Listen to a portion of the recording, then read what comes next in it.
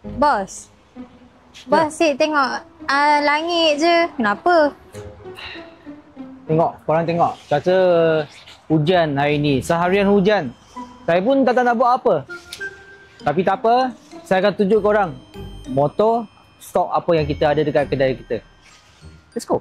Dalam showroom kami ada banyak stok. Korang tengok ADV 160. Kami tengah buat promosi. Year end sales. CBR 150 seterusnya. Fine, ikut saya. Ni RSX Winner. Puik! Dulu saya pernah buat video ni kan. Korang pergi tengok video saya. RSX Winner bukan yang lama punya. Ready stock. Ini RS 150. Kalau korang nak cari skuter, ada lagi. Meh, ikut saya. Okay, ni skuter kecil Honda Beat 110.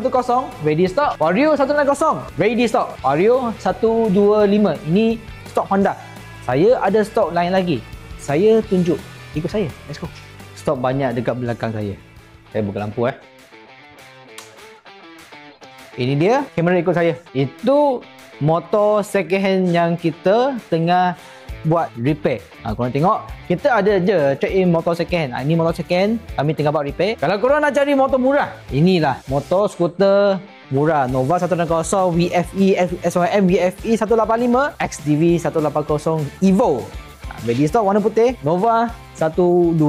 Ini semua motor yang kita ada. Kalau korang nak cari motor murah, ada. Motor berkualiti, ada. Motor mahal sikit, harga keras sikit macam Honda Yamaha, kami ada. Paling penting guys, kita cari motor yang sesuai dengan korang. Kalau korang nak tahu, kami tengah buat clearance stock sebab kami nak clearkan stok yang kami ada sebelum tahun baru. Free gift kami bagi helmet, baju hujan, disc lock. Yang paling penting guys, kami akan bagi baju jersey ini sampai stok habis untuk bulan ini dengan bulan depan sahaja. Korang tengah cari motor harga bawah tanah, jangan datang sini. Paling penting kedai saya ada pusat servis. Lepas korang beli motor dengan saya akan janji. Saya janji, saya akan jaga motor korang. Kita jumpa nanti. See you guys.